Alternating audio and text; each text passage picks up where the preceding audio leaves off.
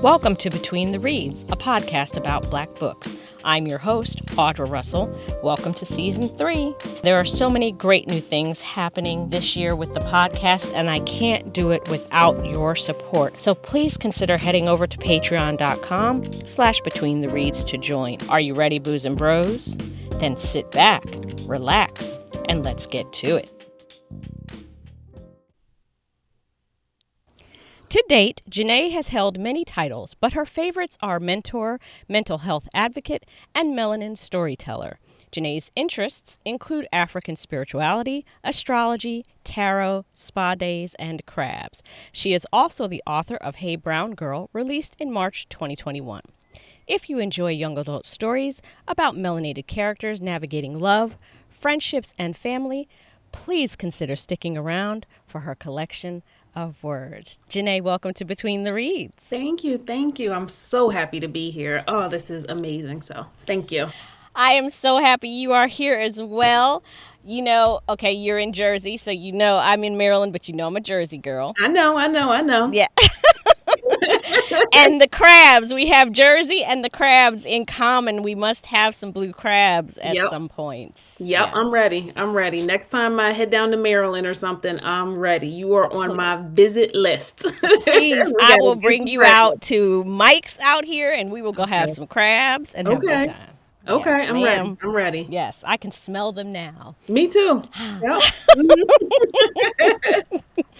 So let's just get right to this book, Hey Brown Girl.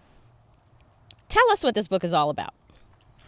So this is my first novel, Hey Brown Girl. It was a labor of love, a very difficult project for me to write, and it still, in a lot of ways, challenges my self-esteem. Oh, the Hey Brown Girl challenges my self-esteem. But Why? you know what it is? I think it's my very first book, and it was just very hard for me to write, I think. And then when I would get feedback from it, like the feedback would be good, but of course in my mind it would be like, oh, well, I needed, I should have tweaked this, I should have did that. So actually it's in the process of being re-edited again. So Okay. even though it's been released and it's been out for a year or so, there's been a couple of things that, as I read it back that, I kind of feel like, oh, I could have said this better, or, that mistake is there. So, these are things that only bother me in my author mind, but yeah, it's being re-edited again. So if you ever, get the chance to read it again, it'll, kind of be a different book by that point. But Okay. but Hey Brown Girl is a coming of age novel. It's about Raven. She pretty much lives the perfect life. She lives with her family, her mom and dad. She's an only child. Everything's flowing pretty smoothly. She does deal with some anxiety early on. But the story really picks up when her younger cousin Carter moves into the house. And Carter's been traumatized. He's been through a lot of things. And when he moves in, he just turns the house upside down. So the book kind of flows through just the family in general and how his presence affected everyone in the household, and the steps that they took individually and collectively to bring themselves back together as a family. And where did the idea for the book come from? You know what? I tell people it kind of came out of nowhere, because when I first started writing, it literally was going to be just like maybe like a 15-page children's book about, making sure you wear your masks. And, it was at the height of COVID. I was, writing it. So I was like, this is like the direction that it'll go in. But like, as I sat down and I started telling Raven's story, and there were so many things that, stood out to me, because I used to work for Child Protective Services. Worst job ever. But I used to work for I Child bet. Protective Services, yeah. And there was just so many stories that I felt like could be incorporated into Raven's story to really tell this story of, family and resiliency and friendship. So the story and the idea kind of just wrote itself. And it's just been, a collection of different like symptoms and byproducts that I've seen from what Yes. generational trauma can do to people. Absolutely. Now, this book examines how the choices parents make can affect the lives of family members for years to come. So, why was that important for you to write about?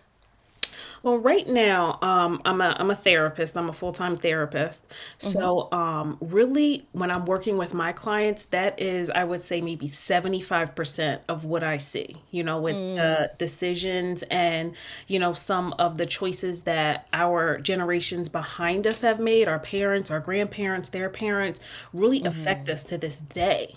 Mm-hmm. And, so many of those things are subconscious that we don't Mm-hmm. even realize, affect us until, Mm-hmm. maybe someone else points it out, or, we're triggered by something, or, just Right. something happens. But like Mm-hmm. so many of these things are truly, subconscious. So I wanted Yeah. to show a story of, what not being aware of those traumas and those triggers can look like.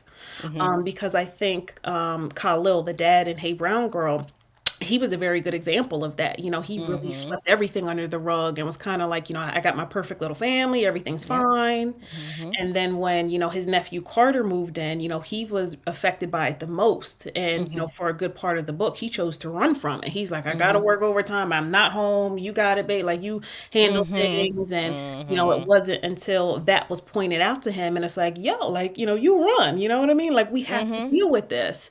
That he Mm-hmm. finally, was able to address, things that were going on within him. So Mm-hmm. I really wanted to just share that aspect of things and what it Mm-hmm. looks like when, we become aware of those traumas and we finally start, looking to really like manage them. Mm-hmm. And speaking on the traumas, in the book during a therapy session, Miss Margaret said, we didn't come from broken families, we came from traumatized families. Let's take a closer look at what you meant by that. Yeah, yeah. Traumatized families. I think I'm one of those crazy therapists that believe that, you need to, if you are black in America, you need a therapist. Like, Okay. Mm-hmm. you just do. You Right. can have the most perfect upbringing, everything could be great, but, just because we collectively as a society and black people have gone through so much, like I think we all, need some sort of therapy based on that anyway. Mm-hmm. So, this idea of us coming from, traumatized families, Mm-hmm. that can be looked at in so many different ways and taken in so many different avenues. Mm-hmm. Like one story, and I'm gonna go off on a tangent for a little bit, so bear with Okay. me. But one story, a personal story that I always tell and share with my clients is when I was a kid, of course, we struggled and had a lot of financial issues. And Mm-hmm. one thing my mom used to do was we used to have to get the mail whenever I got out of school. Mm-hmm. So I used to get home from school around, 2:30, maybe 3 o'clock. And like she would be like, make sure you get the mail. Like I used to call her on her little job phone, like, hey, mom, I'm home. Make sure you go outside and get the mail. And this was like an everyday thing. Mm-hmm. And, she was very particular about it because in her mind, there was a check in the mail. You never know if there's going to be a random check or Mm. like somebody's going to send some money. So you always get the mail. So there's not money sitting there. Okay. So fast forward to now, me, I'm 34 years old. Mm-hmm. And a couple of months ago in New Jersey, we had like a really bad snowstorm. Mm-hmm. And it was the snow was like up to like my kneecaps. And at one Do point, not tell me that you went out and checked for the mail. I was literally outside in my snow boots, like slothing through the snow, and my everything's blowing all over the place, and I'm like in the mailbox, and then I finally get back in the house, and I'm like, getting myself together, and I'm like, Janae, why did you just do Sis, that? there ain't nothing in that mailbox Yeah, today. yeah. I'm like, why did you just do that? Seriously. So I really thought about it and I was like, Mm-hmm. that wasn't my trauma. That wasn't my story. That was Mm-hmm. my mom's. But Mm-hmm. again, I took it on and I've, participated in this for years and years and years. Mm-hmm. So Mm-hmm. now, I literally have to make a conscious effort now to be like, okay, I'm home. Let the mail sit. Right. You know what I It, mean? it Just it'll let, be there. yeah, yeah. So, so I say all of that to say, like that's a trauma there. That's a financial trauma, Mm-hmm. that's there that, she kind of passed down to me. Mm-hmm. And, these are different things that occur in our families that we're so not aware of, but we need Right. someone like a Miss Margaret to actually say it and be like, oh, Mm-hmm. like we're not broken. We're just a little traumatized, but, Mm-hmm. we'll get through it. Mm-hmm. Yeah, absolutely. Now, some of the characters in this book didn't even realize that they were operating from a space of trauma, like Khalil, until they sat down and began to unpack the motivations behind the things they did, like you said, with the mailbox. That was only able to be done through therapy. So, as a therapist yourself and as a mental health advocate, please share why you made that a part of the Jameson family journey in the book.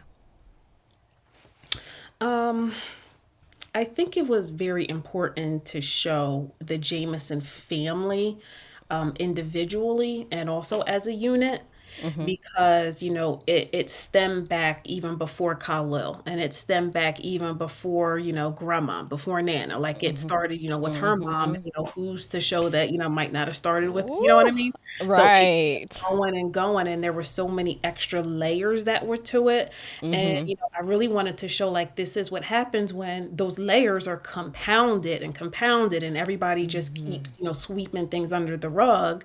And then Mm-hmm. when the rug is pulled out from under you, this is Mm-hmm. what's left over, is all these Mm-hmm. people kind of walking around in a fog, like, I'm fine, you're Right. fine, we're not going to Right. talk about it. Mm-hmm. But you have to talk about it because now Carter's here, and Mm-hmm. he's a mess, and Mm-hmm. literally all he needs is someone to talk to him, Mm-hmm. and nobody's talking to him. Right. So Right. sometimes it takes that light, to be that flashlight for everyone else in the family, to say it's Mm-hmm. okay, it ends Mm-hmm. with us. Mm-hmm. Yeah, because it's like Khalil couldn't. It's like he was looking at himself when he looked at Carter, and it was just too Yeah. much for him, because Carter is his nephew, and he and Khalil and his sister went through so much as children that looking at Carter was just a reminder of the Mhm. things that they went through as kids that he never really addressed. And I thought that was just, so interesting. And for me, everything always ties back to like slavery and black Mhm. people and Mhm. how much, even though that's certainly not where our history started, but in this country, Mhm. that's where many of us, that's as far back as we can trace our roots. Right, right. And a lot of that trauma that was passed down from slavery, holding stuff in, you don't talk about stuff, all the rape and the physical abuse, the mental abuse.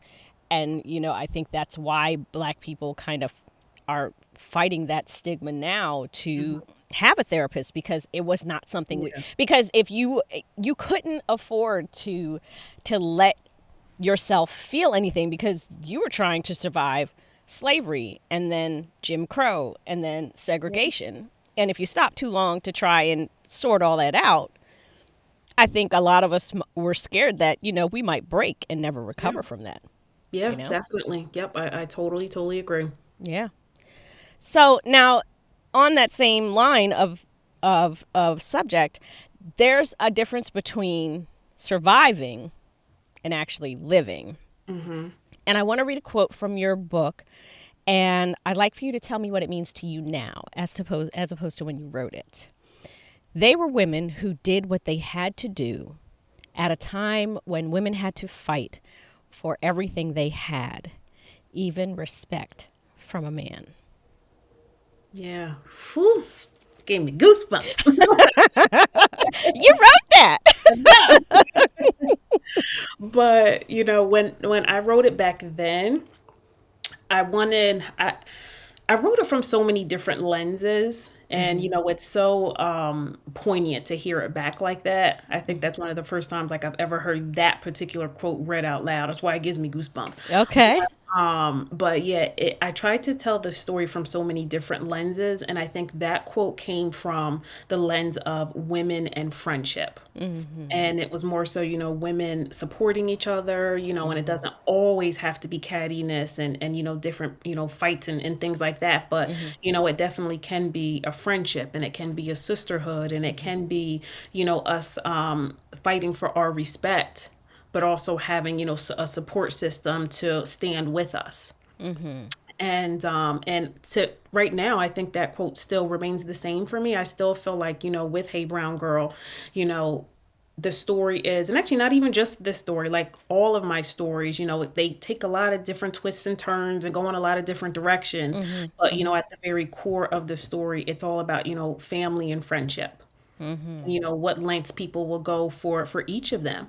And so for me, that quote really speaks to just the value of, women supporting each other. Yeah. And Phoenix, Elise, and Khalil and Casina, they all have things that they're kind of keeping inside or hiding that are preventing healing from happening. It's like that saying, you can't heal what you won't reveal. Why was it important for you to show how detrimental hiding the truth can be to not just your mental health, but your physical health as well? Yeah. Yeah. It's funny because when I'm in session with my clients, that's one of the first conversations we have is, these things that we hide within ourselves, they come out physically, and they show in, headaches and stomach aches and different things that go on in our body. So that's the number one thing that, we have to pay attention to as human beings is something very basic, like our body. What is our body telling us?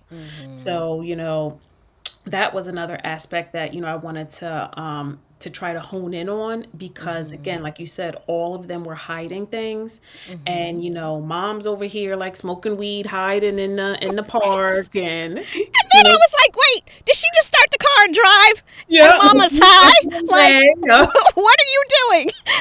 yeah, and Khalil's like gripping the steering while he's driving, and you know what I mean. Like everybody, really does go through it physically because they're hiding so much. You know, Right. Yeah. and my next part, I'm writing another Hey Brown Girl book to kind of tie into all of this. Okay.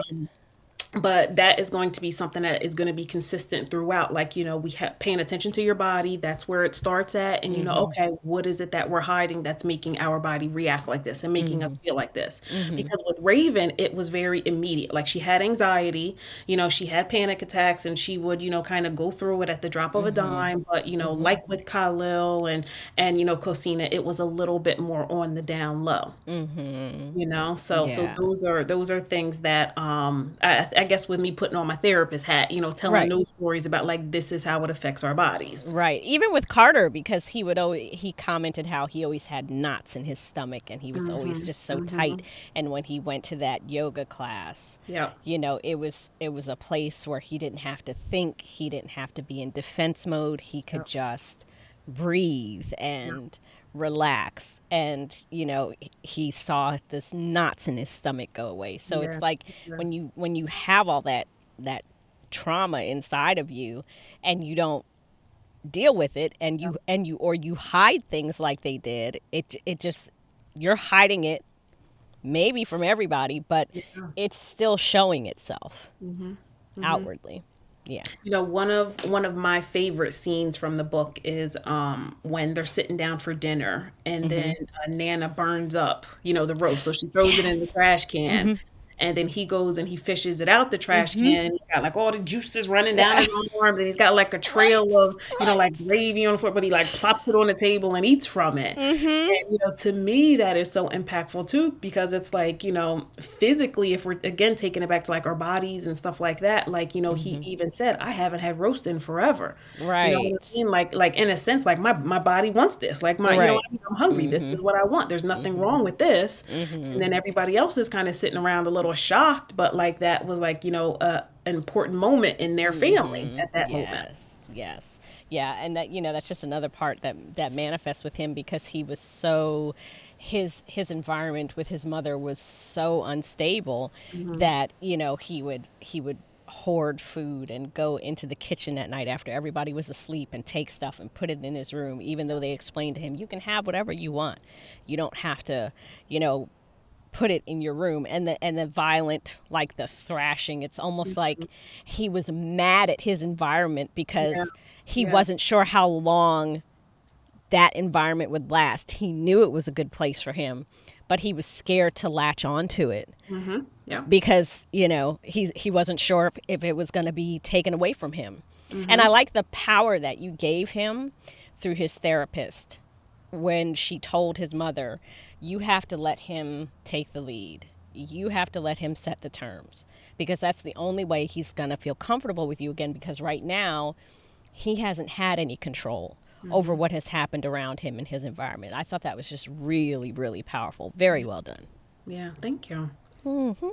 See, so you the superstar. Call me the superstar. You the superstar. No, you the superstar. No, you the I'm sitting there superstar. like, oh no.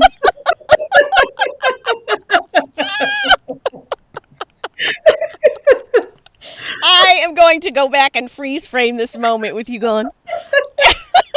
Yeah, that's all been all day. Like, I gotta get ready for. Oh, we doing this today. I love it. I love it. I love it. So let's talk about the misunderstanding between Raven and Taylor. Now, they never seemed to get past it, even though they had mediation with the therapist at school, and they've tried to talk things out on their own. You started the process of healing with everybody else in the family, but not theirs. And I'd like to talk about why you chose to do that. Yeah. That was intentional. That was intentional because I never want to, I wanted the family to start the process of healing, but I also wanted to show that, like, sometimes, the healing doesn't really happen even after the mediation, and even after, us getting down to the nitty gritty and, really discussing what happened and, who, what, when, where, why, and all of those things. And, her and Taylor, had some issues that they never really got to the bottom of. But, for me, it was more important that Raven understood that, it was never anything that she had done. It was never anything really that maybe even Taylor had done. It was really their misinterpretation of the situation. But I wanted to show more so of like how it affected Raven. Because it affected her so much to the point where, she was laying underwater for a little bit, and Right. Carter had to come in and snatch her up. And, Right. it really had her depressed and anxious for a very long time over the situation. And they never really got to like what the true situation was. And I know they, with her like saying stuff about, the Instagram post and like her, talking about her dad and all of that, but it still wasn't really anything that like kind of pointed to like, aha, like this is why. Right. Or yeah, so that was very intentional because I wanted to show, like, especially as teenagers, sometimes like they don't really always piece it up, but we still have to be okay within ourselves to know that, what, I tried, we talked about it, we're still not going to be friends from this point, and it is what it is, but I have to be okay with me to know that that's okay. Yeah, exactly. I was going to say that's kind of what I pulled out of it, that, sometimes stuff isn't fixable. Yeah. Even when you do know the core of it, sometimes too much damage has been done and you work through it so that it doesn't eat you up. But at the same time, you're just like, that's not fixable. And that's okay. That's okay. Whether the fault is with yourself or whether the fault lies with the other person or whether it's equal, whether the fault lies, equally between them. Sometimes it's okay to just let things go. And it didn't feel natural to me to, kind of finish the story with them, being friends, or, I really toyed with that idea for a little bit, but, I'm like, it just didn't feel right to me. Like therapeutically, it didn't feel right to me. I'm like, they had such a long road. So now they're not just going to be chopping it up, around Christmas time. And she's not going to have on a Brown Girls Club jacket. Like, it's just not going to happen. No, it's not. There's too much underlying resentment there. And, and Taylor has things, her family has issues that they need to work out. Yep. before. And I think that that's where, me personally, I think that's where Taylor's stuff is coming from, Mhm. because, Mhm. her family is putting on this front like they're this perfect family, and Yeah. they're really just kind of falling apart at the seams. But, Yep. perception is important to them. Mhm. So Mhm. Taylor has some work to do too, and it would, like you said, because I literally was saying, please don't make these two girls be chummy best friends, because I would not buy that at all, not Yep. at all, Yep. No. not No. at all. And matter of fact, I really don't like Taylor. So in the dance battle scene, when Raven sat her ass down, it was Mhm. like, Yep. no, ma'am. Yep. Not Mhm. coming for me, not today. I'm going to show Yep. you where the bleachers are so you can have a seat. Yep. So many people ask me about that scene because they're like, "Yeah, she should have carpeted her. That's what she did." And then Hmm. other people are like, "Well, why was Nia walking with her Yeah, anyway?" why was Nia walking with her? Why you do that? Yep, because you know what? I wanted to again show Raven in a light of where like here she is kind of jealous again, but she's not really knowing the information. Like these two may have just like met in the middle, met in the hallway, walked in, wasn't a big thing, but Hmm. Raven took it, in a totally different direction and may have took it as, disrespect and all that. Hmm. But Nia's down for you. Nia is your best. She would never do that to you, but because you have these issues with Taylor, Hmm. again, you distorted it a little bit. Mm. And I think that's where her anxiety comes in. I think you still shouldn't have had Nia walking with her. Nia should have been like, I can't, we Yeah. dance together, but that's it, Taylor. My girl Mhm. don't like you, so I don't like you. That's how it need Mhm. to be. Raven got anxiety issues, and then you gonna Yes, have Nia yes. walking in with Taylor. I was like, oh, okay, Janae, I Yep. see you being a little mean right there with the pen, ma'am. Okay, all right, I see you. I see you. Okay, now Miss Twizz, Yes, bus yeah. driver, Mhm. had a son who was wrongfully incarcerated. There are so many levels to this book. We're dealing with generational trauma. We're dealing with wrongful imprisonment, mass incarceration. The whole the teen, the there's just so much in this book. Mhm. And Miss Twizz, she started to reveal when she was talking to Miss Tina about, gathering information to get an appeal for her son to get him released from jail.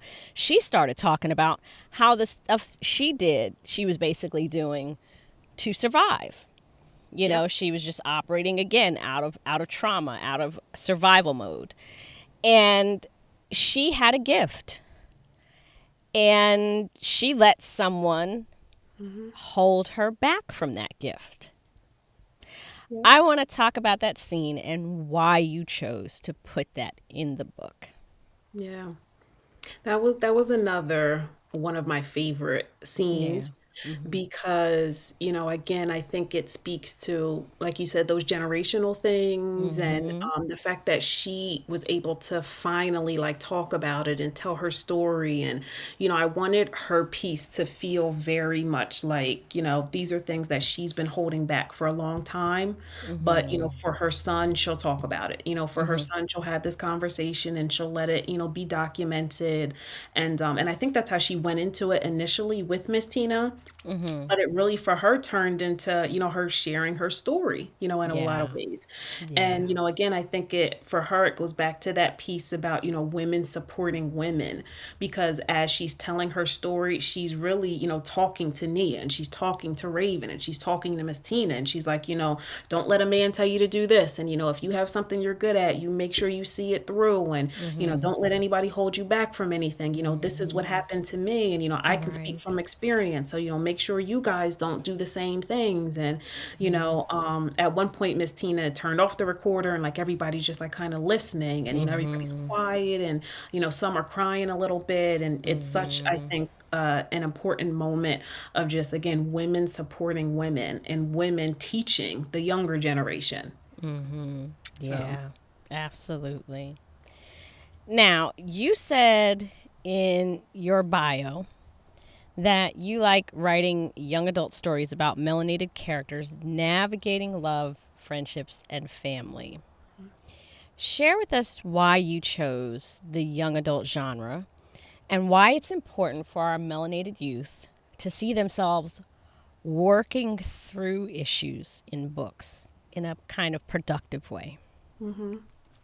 So I started my career, working with youth and with teenagers for a very long time. I want to say at least 6 or 7 years. Mm-hmm. I did in-home therapy with kids. Oh, wow. So I Okay. would literally like go to their houses Mm-hmm. and we'd be sprawled out on the floor sometimes and we'd be, talking or journaling or playing different games or if Mm-hmm. it was nice outside, we'd be walking. But, I really built my career on talking to them and making sure, they felt safe and they felt like, I was a safe harbor for them. Right. So when it came time for me to, sit down and start writing, like those stories from young adults are really the only ones that I think I could tell the story of with matter of factness. Okay. Because a lot of these stories, a lot of things, especially the symptoms, a lot of the symptoms that like Carter goes through, a lot of the anxiety that Raven goes through, like these are things I've legit seen in kids. I've helped them Mm-hmm. work through. We've had many conversations about. So this is something that I feel like my voice is the strongest. Writing about young adult stories, and Okay. then even when I find myself just brainstorming, it's always in reference to like a teenager story, Mm-hmm. and their hero's journey. Mm-hmm. I think, a lot of people call it coming of age, and it is coming of age, but to me, it's a hero's journey because, again, especially if we're Black, we're Right. starting with a lot of trauma anyway. So we are Mm-hmm. continuing on our hero's journey to get on the other side of that trauma. Mm-hmm. Absolutely. So, you have two other books, Yes. 42 Minutes and Someone More Like Myself. Yep. Yep. Now, what you don't know that I'm revealing to you right now, on a side note, is Black Indie Author Week is coming up in June. Okay. And you are one of my authors that's going to be coming if you accept on Oh one of the my IG lives. Yes, yes. goodness. Because originally I was going to read 42 Minutes for the show, and I was like, no, no, I want to do that one for the IG live for Black Indie Okay. Author Week. So I'm going to do Hey Okay. Brown Girl now. So, Oh, that's amazing. Thank yes, you. Thank yes, you. yes. So tell our authors what these other two books are about. Or not our authors, our readers. You know, I'm an author myself. So, 42 minutes and someone more like myself. So that is a series. It's the Indigo Lewis series. Indigo Okay. Lewis is our main character. Mm-hmm. It is also a young adult novel, except for that one, I would say it's older young adults because there's a lot of different themes in there Mm-hmm. that, would be good for, higher age teenagers and even, Mm-hmm. older than that. Okay. But it's totally different than Hey Brown Girl.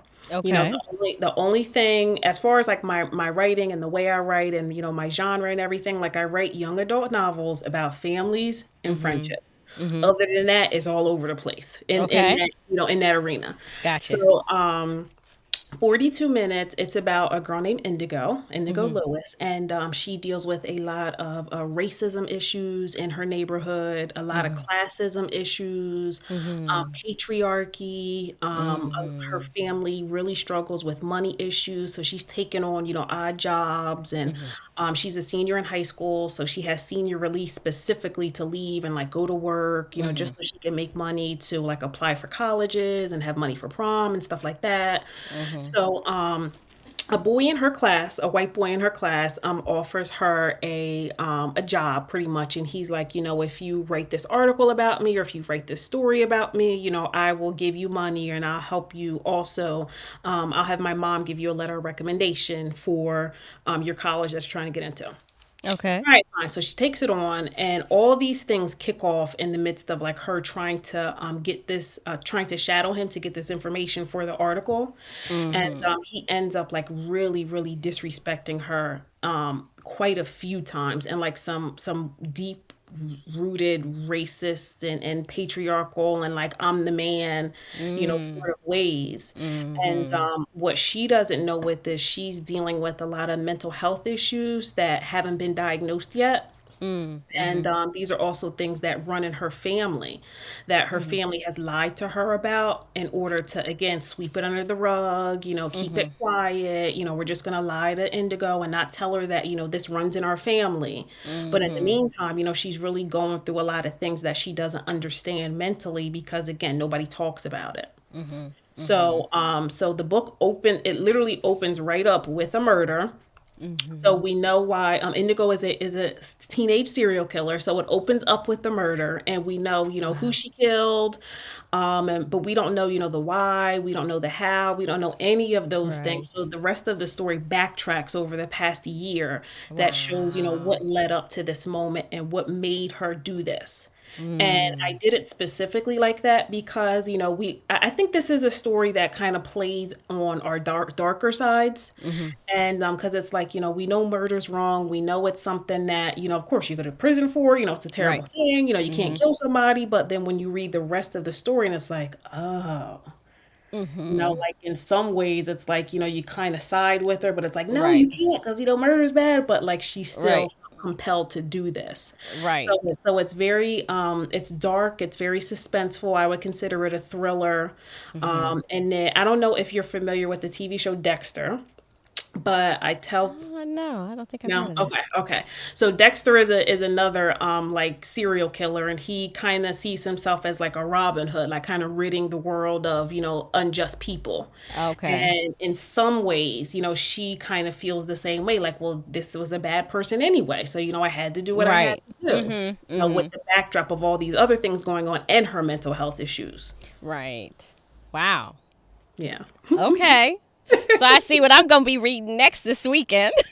Yeah, it's my favorite. I really do like 42 Minutes. I think again that one it has so many different lanes and so many different things Mhm. that make you kind of sit back and be like, wow, like, she killed him, but she kind of had to, and but no, Right. she shouldn't have done that. But Right. so it very much plays on, like your darker sides. I I think that's something. I think that's part of your writing style because a Hey Brown Girl had so many different, Yep. lanes of things, and it's like you want to hate this person, like you Yep. wanted to hate Casino, but then you're just like, Yeah. because at first you think she's just this girl who was like an alcoholic and then Yep. drug addicted and was just this horrible mom, but then as you go through the book, you start to realize things is like, damn it, I can't even hate her now. Yeah. Yeah.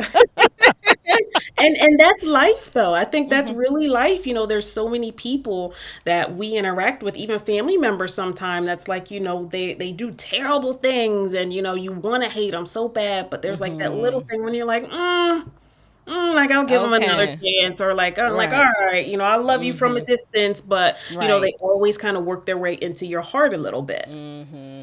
Exactly. And tell us now what Someone More Like Myself is about.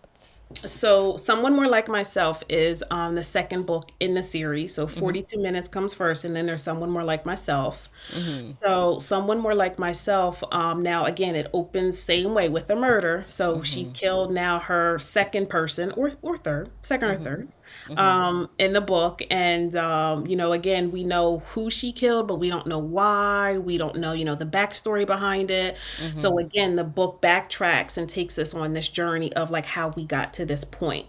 So Hmm. with 42 Minutes, that was her senior year of high school, but now in Someone More Like Myself, she's in college. She's fresh, she's freshman in college, she's fresh meat. Hmm. And, a lot of ways she really, really struggles to rise to the occasion when it comes to college and, managing herself and managing her Hmm. schedule and, managing her time and, work study jobs and like all Hmm. these things are thrown at her. Right. And, she really was just not prepared for any of it. So it Hmm. follows her journey through college, and it's a rough one for her. Right. Yeah. So, do you have other projects in the works right now? I know you said that you're doing another Hey Brown Girl book. You want to tell us about that?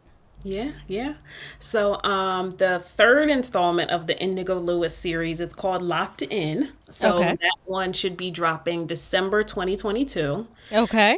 And yep, so the Hey Brown Girl, that one's not titled yet, so it's still very much in open heart surgery mode. That's what I like to call it when my editor Okay. has it. It's in open heart Okay. surgery mode. That's good. I like that one. Yeah. Yeah, so she's sewing it all together and stuff. Yeah. Uh-huh, uh-huh. But both of them, yeah, they should be coming out late 2022 or early 2023. Okay. But yeah, I have many different books in different draft stages, Mm-hmm. and I write super fast, and I think I attribute that to just me being a social worker, and I have to write mental health evaluations and, Mm-hmm. and different things. So I've kind of gotten used to writing lengthy, Mm. things. So I try to make sure whatever I'm writing that I'm able to bust out my word count and do what I need to do, and as least amount of time as possible, because Okay. I'm not trying to spend all day writing or anything. So if Mm-hmm. I have like a free 2 hours, I'm like, all right, in this 2 hours I'm going to type 2,000 words, Mm-hmm. and then once that's done, I'm done for the day. I'm Mm-hmm. not looking at it again. I'm not messing with it until the next day. Right. So yeah, I have myself on a pretty good schedule with that, and I'm trying to publish every 6 months or so until Mm-hmm. Netflix calls and says, let's make a movie. So I love it. I love it. so that's the plan. So you are a self-published author. Tell Yeah. us why you chose to go that route. Um, you know what? It was the only option that I never even, looked into traditional, only because I just didn't have time to wait and query and go through that whole process, Mm-hmm. and because I knew that I would be, publishing very frequently.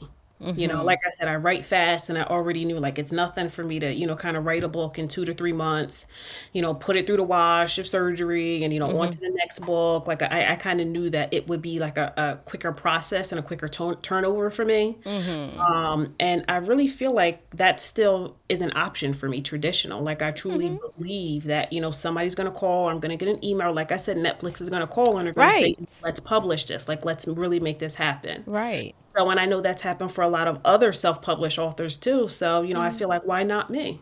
Right. Why not me too? Exactly. Yes, absolutely. So what is one of the biggest challenges that you have faced as not only an indie author but a black indie author? Um, Maybe being taken seriously Okay. is one thing, because it's always like, oh, you wrote a little book, and I'm like, well, it's not a little book. Yeah, you know what? First of People, all, that's so much shade right yeah, there when people yeah, say little book. yeah. Like Oh yeah, people say my little podcast. I'm like, listen here. yes, yep. What Mm-hmm. is with that shade? Exactly, exactly. Like I don't understand. To me, it's just hate. It really is just like anytime you put little in front of anything, that's Mm-hmm. some shade. Mm-hmm.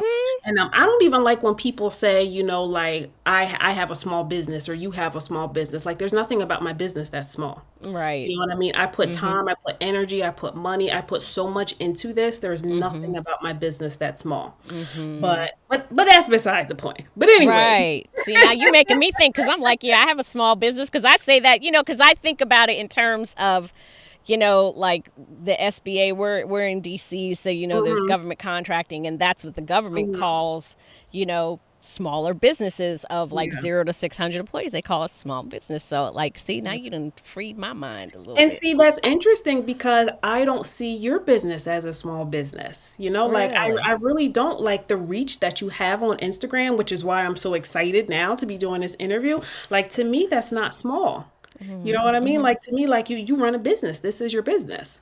Yeah. Yeah, I do. But anyways, yeah, to answer your question, people We having a taking little me therapy seriously. session. Yeah, yeah, we are. Yep. But yeah, I would say, people taking me seriously, and also I think I still have to get thicker skin when it comes to critiques and, reader Mm, reviews and things like that. yeah. Because, when I first published Hey Brown Girl, I got a couple reviews that really had me like, all right, let's pack it up. I'm never writing again. Like that's it.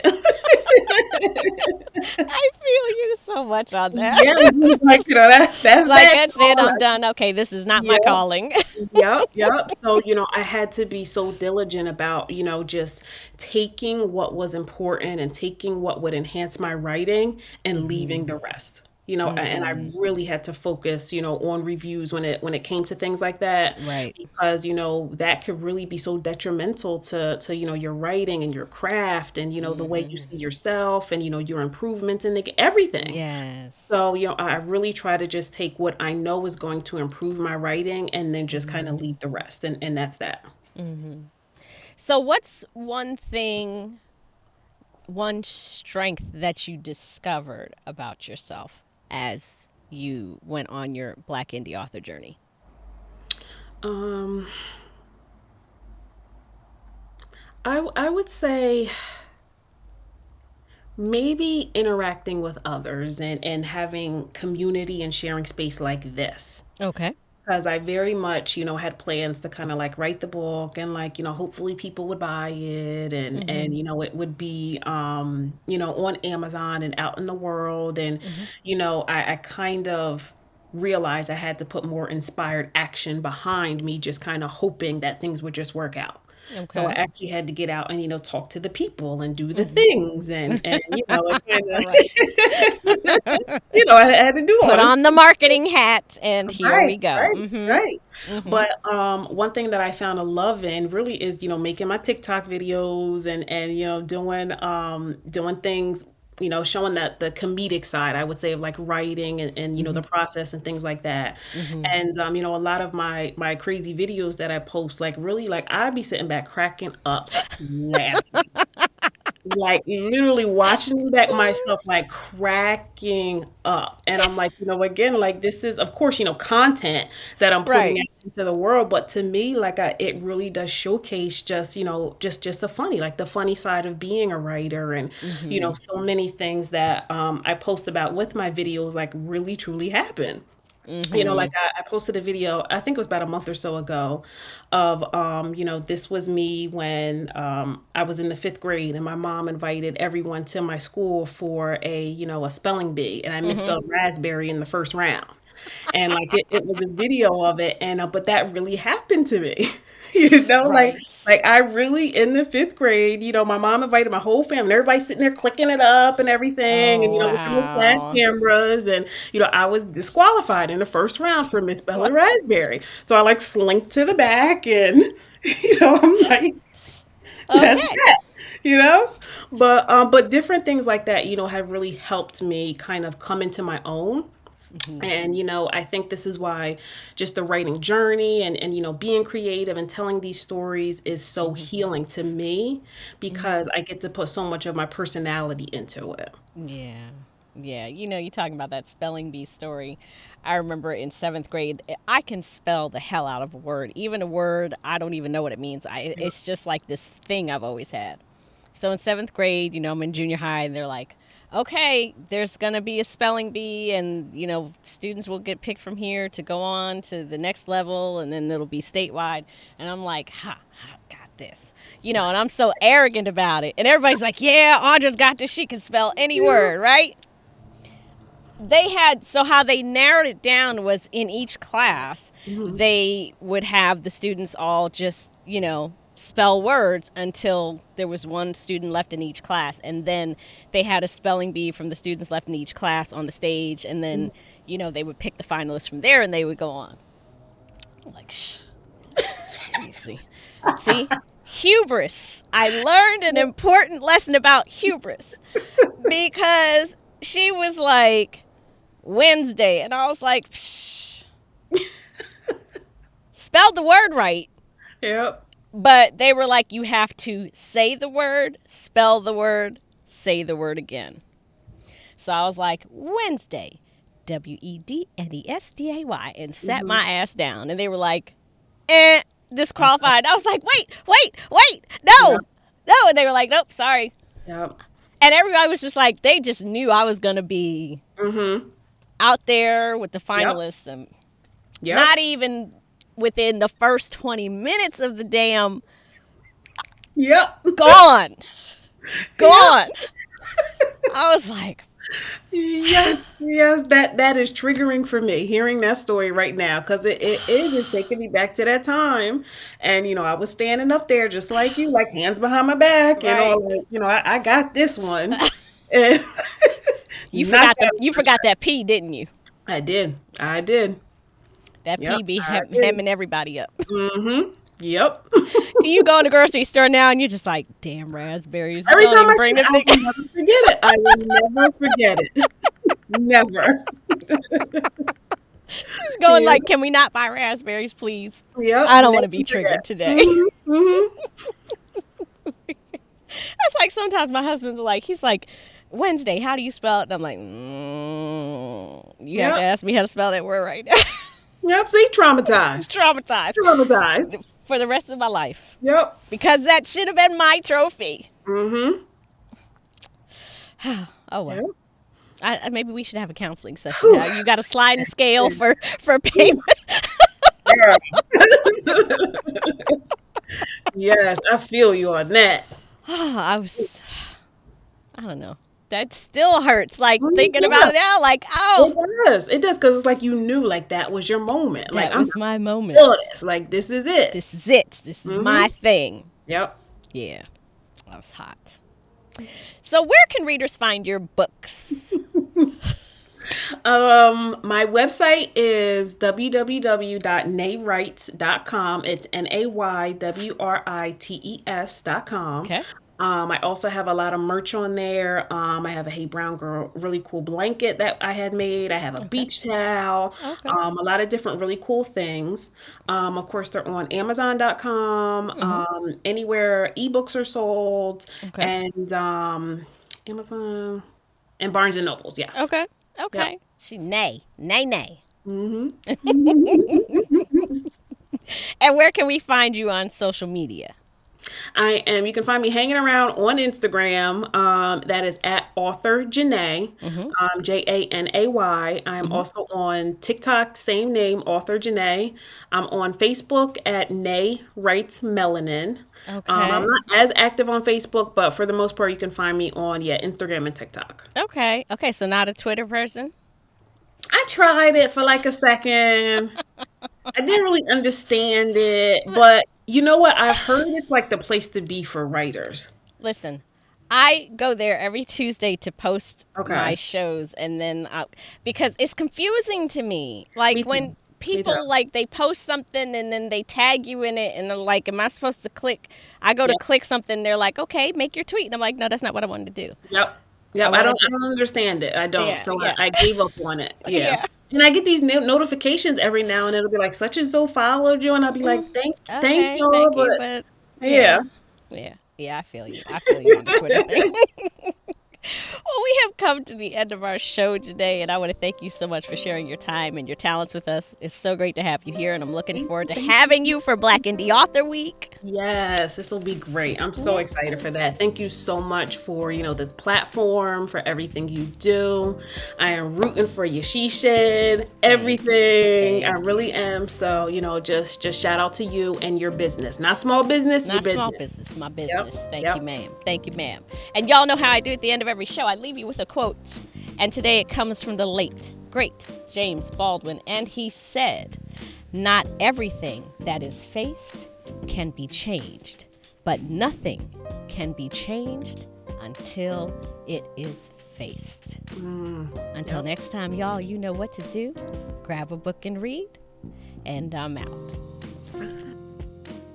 Thanks for lending me your ear today. If you enjoyed this content, please head over to betweenthereads.com and leave a rating for the show. While you're there, consider supporting this independent podcast by becoming a patron at patreon.com/betweenthereads. Join us next week for another great episode.